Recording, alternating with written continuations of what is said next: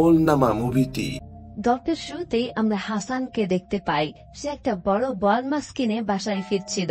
Scene shift হলে আমরা দেখি হাসানের বউ পারভিনকে।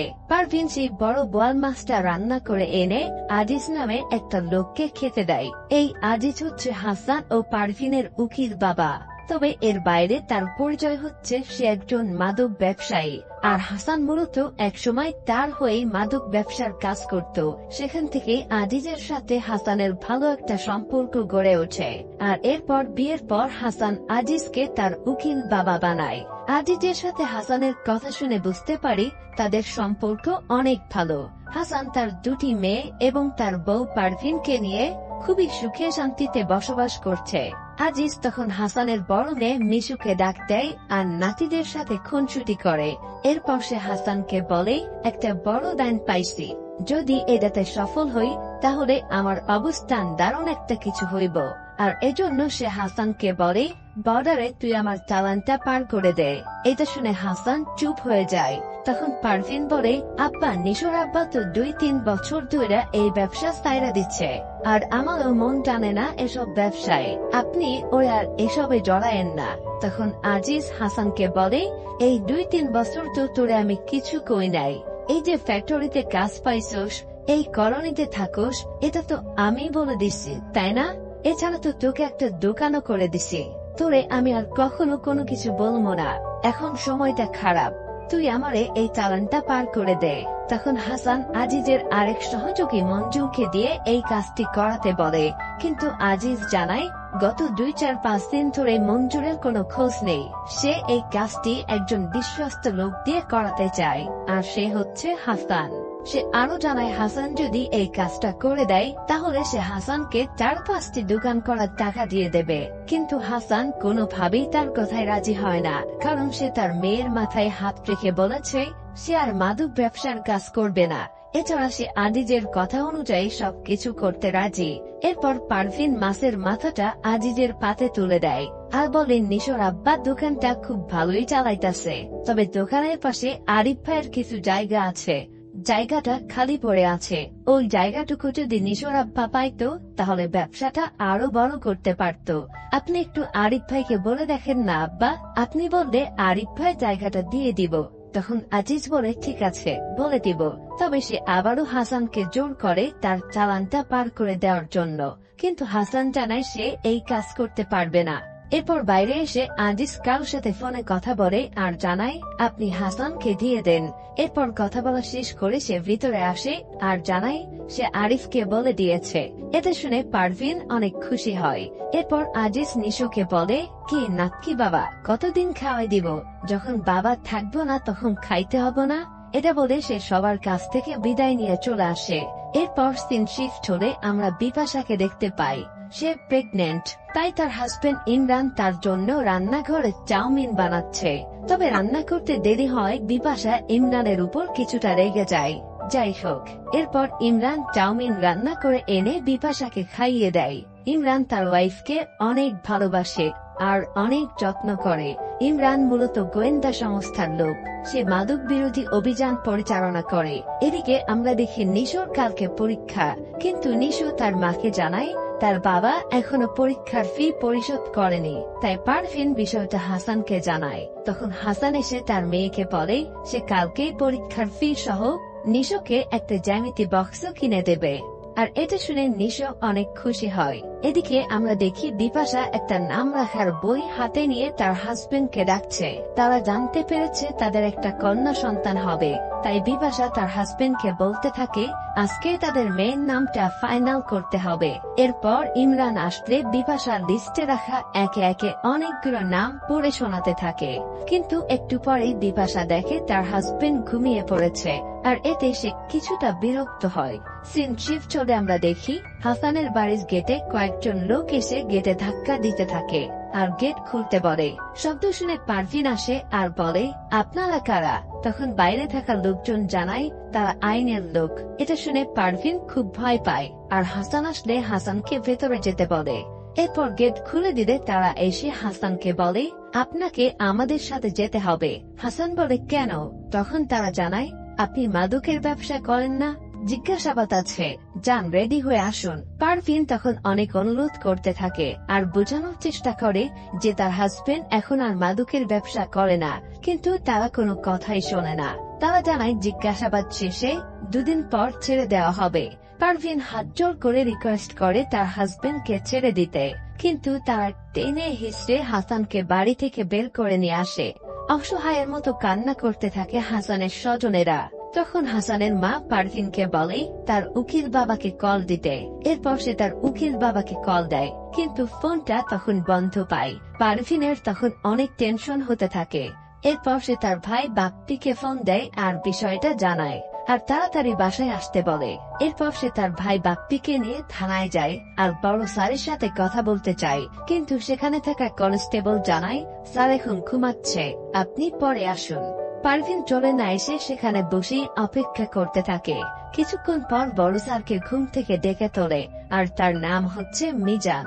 এরপর পারভিন আসে তার সাথে কথা বলতে আর সে পুরো বিষয়টা মিজান স্যারকে জানায়। পারভিন বলে রাতের বেলা কিছু লোক এসে আমার হাজবেন্ডকে জোর করে তুলে নিয়ে আসে। আমি জিজ্ঞেস করেছিলাম আপনারা কারা, তারা বলেছিল আমরা আইনের লোক। এরপর থেকে আমার হাজবেন্ডের ফোন বন্ধ। এটা শুনে মিজান স্যার পাশে থাকা কনস্টেবলকে বলে, এই আমরা কি আজকে কোনো রেড টেপ দিয়েছিলাম, কাউকে ধরে আনছো?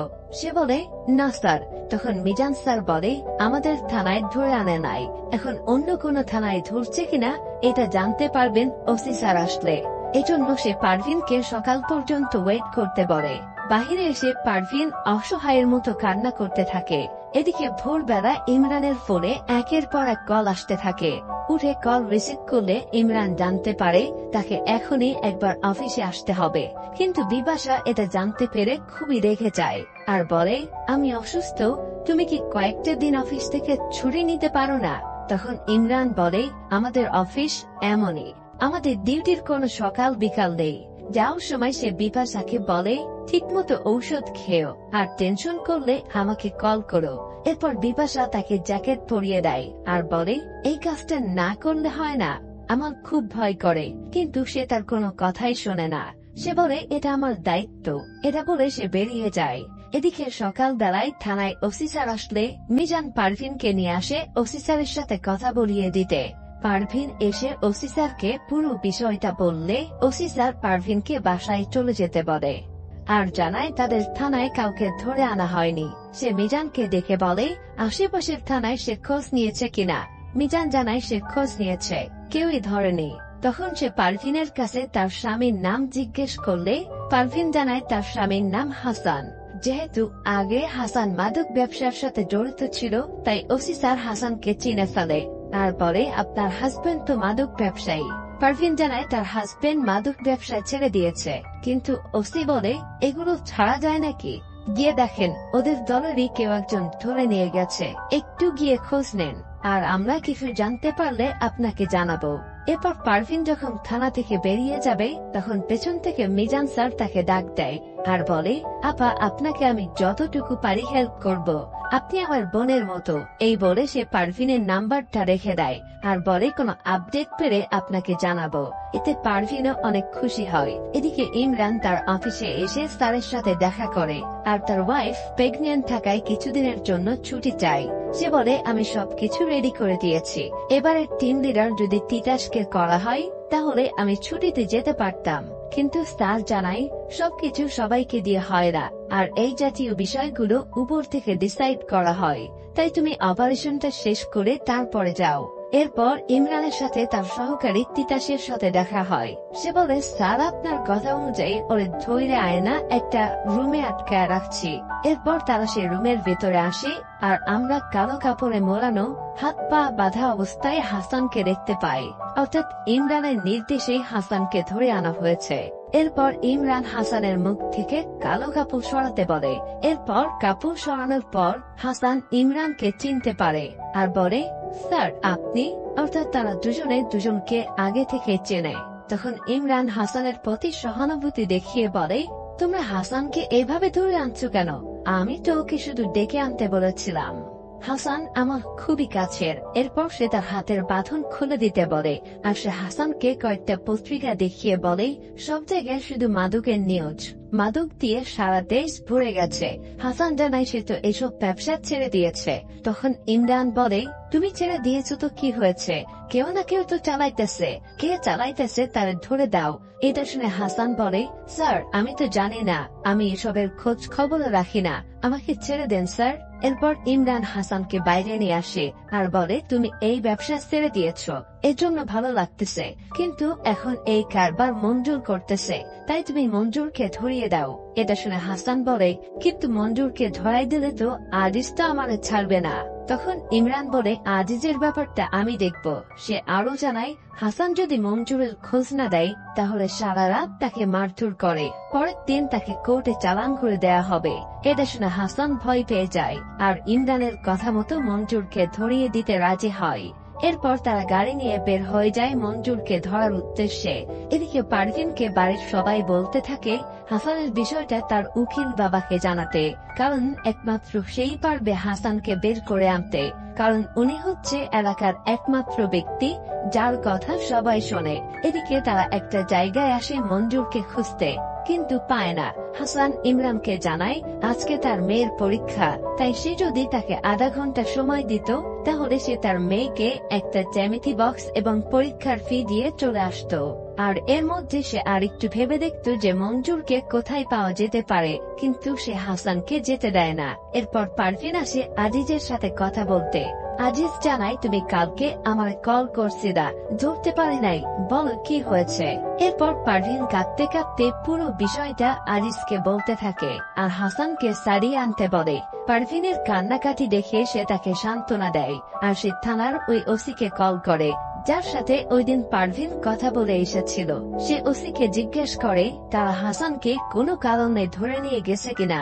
তখন ওসি জানায় তারা হাসানকে ধরে আনেনি আর আশপাশের থানায় খোঁজ নিয়ে দেখেছে, কেউই হাসানের খোঁজ দিতে পারছে না। এরপর আজিজ তার বসকে ফোন করে আর হাসানের বিষয়টা জানায়। সে বলে, আপনি একটু দেখেন বস, আমি চেষ্টা করতেছি, তবে আপনার সাহায্য লাগবে।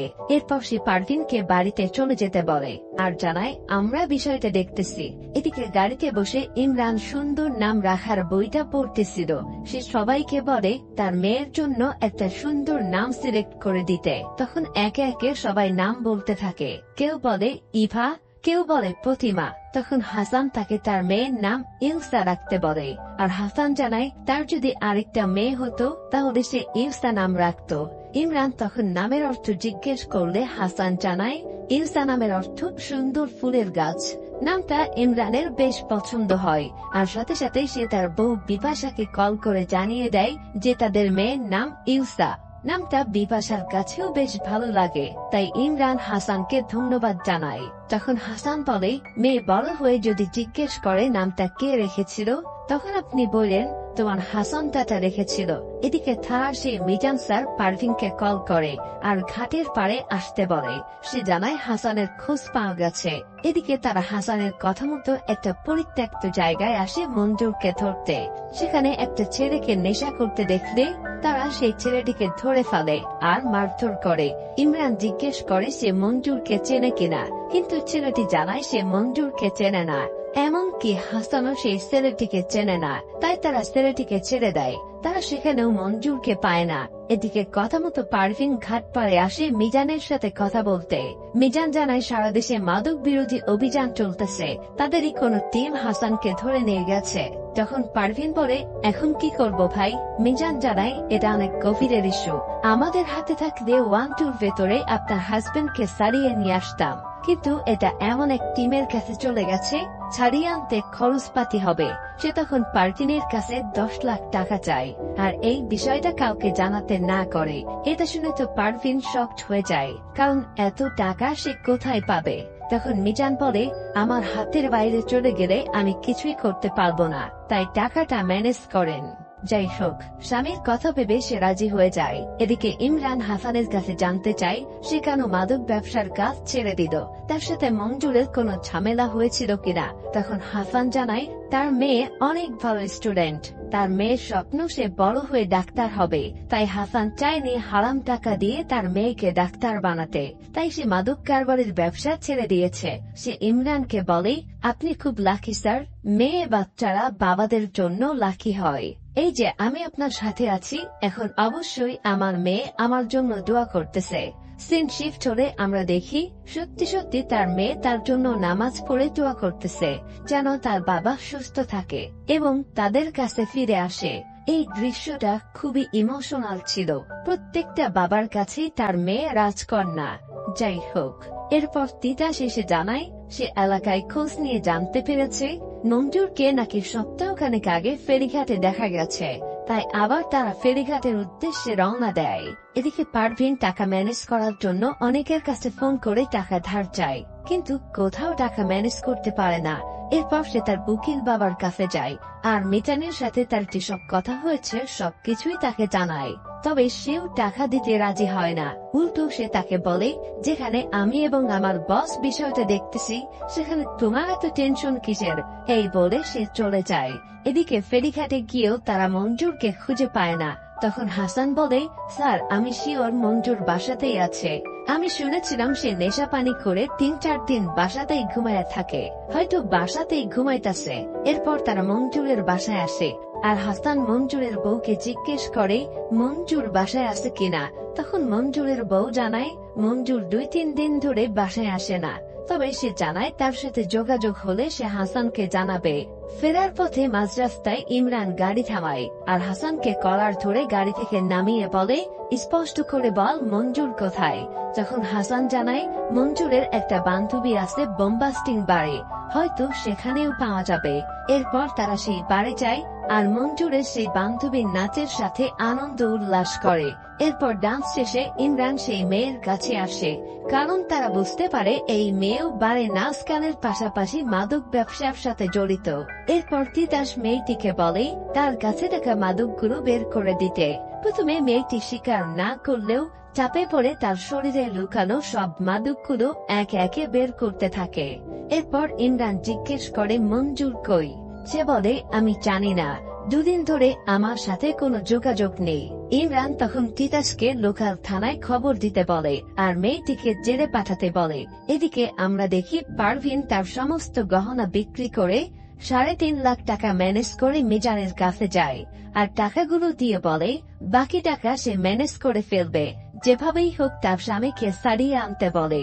মূলত এই মিজান হচ্ছে একজন প্রতারক। সে পারভিনের সরলতাকে পুঁজি করে তার কাছ থেকে টাকাগুলো হাতিয়ে নেয় আর পারভিনকে মিথ্যা আশ্বাস দেয় যে তার স্বামী কাল সকালের মধ্যে ফিরে আসবে। এরপর সে টাকাগুলো নিয়ে সেখান থেকে চলে আসে। বাড়ি থেকে ফেরার সময় তিতাস কাউকে ফোন করে তাদের অপারেশনের কথা বলে, যে অপারেশন শুরু হবে ভোর 4:30টায় আর এই অপারেশনের জন্য সমস্ত দোকানপাট বন্ধ রাখতে বলে এবং পুরো এলাকা ক্লিয়ার রাখতে বলে। সেই সাথে রাস্তাঘাটে কোনো লোক বা পথচারী যাতে না থাকে সেই বিষয়েও নির্দেশনা দিয়ে দেয়। হাসান কিছুটা ভয় পায় আর জিজ্ঞেস করে, স্যার কিসের অপারেশন? সে বুঝতে পারে তার সাথে ভয়ঙ্কর কিছু ঘটতে চলেছে, তাই সে তার পরিবারের সাথে কথা বলতে চায়, কিন্তু তারা তখন কথা বলতে দেয় না। ঠিক এই সময় বিপাশার প্রেগন্যান্সির ব্যথা শুরু হয় আর প্রচন্ড অসুস্থ বোধ করলে সে ইমরানকে কল করে আর বলে তাড়াতাড়ি বাড়ি চলে আসতে, কিন্তু ইমরান জানায় সে তার কাজে ব্যস্ত। তাই সে বিপাশাকে ডাক্তারকে কল করতে বলে আর বিপাশা রাগ করে কল কেটে দেয়। এরপর ভোরবেলা তারা হাসানকে নিয়ে নদীর ঘাটে আসে আর হাসান তখন দেখতে পায় মঞ্জুর সেখানে বসে কাচ্চি খাচ্ছে। মঞ্জুরকে দেখে তো হাসান পুরাই অবাক। তখন ইমরান বলে, মঞ্জুরকে তো আমরা 2 দিন আগেই ধরেছি। হাসান বলে, তাহলে আমাকে কেন নিয়ে আসছেন? ইমরান বলে, আমাদের সারাদিন অনেক অভিনয় করতে হয়। হাসান তাদের কর্মকাণ্ডের কিছুই বুঝে উঠতে পারছিল না। খাওয়া শেষ করে মঞ্জুর সিগারেট চাইলে তিতাস তাকে সিগারেট দেয় আর বলে বসের সামনে না খেয়ে নিচে গিয়ে খেতে। এরপর তারা মঞ্জুরকে নিচে নিয়ে যায় আর গুলি করে মঞ্জুরকে সেখানেই মেরে ফেলে আর এটা দেখে হাসান ভয়ে কাঁপতে থাকে। তখন ইমরান বলে, আজিজ ভাইরে তুই কতদিন ধরে চিনিস? হাসান বলে, ছোটকাল থেকে। উনি আমারে বিয়ে দিছে, উনি আমার উকিল বাপ। উনি যদি জানতো আমারে ধরে নিয়ে আসছেন এখানে, তাহলে আমাকে ছাড়িয়ে নিয়ে যেত। ঠিক এই সময় গল্পের আমরা আসল টুইস্ট দেখতে পাই। ওই দিন যখন আজিজ বাইরে দাঁড়িয়ে কথা বলছিল তখন সে মূলত ইমরানের সাথে কথা বলছিল। ইমরান তখন তাকে জানায় উপর থেকে নির্দেশ আসছে যে কোনো 2 জনরে ফেলে দিতে হবে। আমরা তো মঞ্জুরকে ধরছি, আপনি আরেকজনের নাম বলেন। তখন আজিজ হাসানের নাম বলে দেয়। মূলত হাসান তার চালান বর্ডার পার করে দিতে রাজি না হয়, সে মঞ্জুরের সাথে হাসানকেও মেরে ফেলার নির্দেশ দেয়। আর ইমরান মূলত আজিজেরই পোষা লোক, সে টাকার জন্য আজিজের কথা মতো কাজ করে। এরপর ইমরান হাসানের হাতে ফোন দেয় পরিবারের সাথে শেষ কথা বলার জন্য। সে ফোন দিলে তার মেয়ে ফোন রিসিভ করে।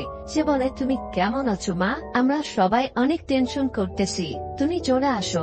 সে বলে, তোমরা খাইছো? মিশা বলে, না, তুমি না আসলে আমি কিচ্ছু খাবো না। মেয়ের মুখে এই কথা শুনে সে কান্না করতে থাকে। আর তারপর পারভিন নামাজ শেষ করে এসে ফোনটা নিয়ে হাসানের সাথে কথা বলার চেষ্টা করে আর হ্যালো হ্যালো করতে থাকে। কিন্তু ততক্ষণে তারা হাসানকে মেরে ফেলার প্রস্তুতি নেয়। হাসানের কান্নার আওয়াজ শুনে পারভিনও চিৎকার করে কান্না করতে থাকে আর বলতে থাকে, আপনারা প্লিজ ওকে মারবেন না, আল্লাহর দোহাই লাগে ওরে মারবেন না। কিন্তু তারা তখন গুলি করে হাসানকেও মেরে ফেলে। বন্দুক চালানোর আওয়াজ শুনে পারভিন পাগলের মতো কান্না করতে থাকে, কারণ সে এত চেষ্টার পরেও তার স্বামীকে বাঁচাতে পারল না। পরের দিন আমরা দেখি পারভিন তার স্বামীর রক্তাক্ত লাশের পাশে দাঁড়িয়ে রয়েছে, আর পাশেই প্রেস ব্রিফিং এ গোয়েন্দা প্রধান সাংবাদিকদের বলছে, হাসান হচ্ছে একজন মাদক ব্যবসায়ী, আমরা তাকে মাদক সহ গ্রেফতার করি। এবং এরপর আমরা হাসানের সহযোগিতায় মঞ্জুরকেও ধরতে সক্ষম হই। তাদের কাছ থেকে বিপুল পরিমাণ মাদক উদ্ধার করে আমরা অস্ত্র উদ্ধার অভিযানে যাই এবং সেখানে মঞ্জুরের সহযোগীরা আমাদের উপর গুলিবর্ষণ করে। তাদের সাথে এক পর্যায়ে পুলিশের বন্দুকযুদ্ধ হয় এবং সেই বন্দুকযুদ্ধে মঞ্জুর ও হাসান মারা যায়। তখন পারভিন এসে জানায়, সব মিথ্যা কথা, আপনারাই হাসানকে মারছেন, আপনারা নিরপরাধ হাসানকে গুলি করে মারছেন, আমার সন্তানদের এতিম করছেন, দেশের আদালত বিচার করবে, আপনারা কেন মারছেন? এসব বলে সে কান্নাকাটি করতে থাকে। এদিকে ইমরান হাসপাতালে আসলে ডাক্তার জানায়, আমরা আপনার স্ত্রীকে বাঁচাতে পারলেও আপনার সন্তানকে বাঁচাতে পারিনি। এটা শুনে সে শকড হয়ে যায়। বিপাশার কাছে গেলে বিপাশা বলে, আমার ইলসা কই, সে কার মতো দেখতে হয়েছে? তখন সে বলে, আমাদের ইলসা আর নেই, আল্লাহ নিয়ে গেছে। এটা শুনে হাউমাউ করে কাঁদতে থাকে বিপাশা আর বলতে থাকে, তোর পাপের শাস্তি আল্লাহ আমার ইলসাকে দিছে, তুই আমার মেয়েকে মারছিস। এই বলে সে অনেক কান্না করতে থাকে আর ইমরানও বাইরে এসে কান্না করতে থাকে। আর এমনই এন্ডিং দেখিয়ে মুভিটি শেষ হয়ে যায়।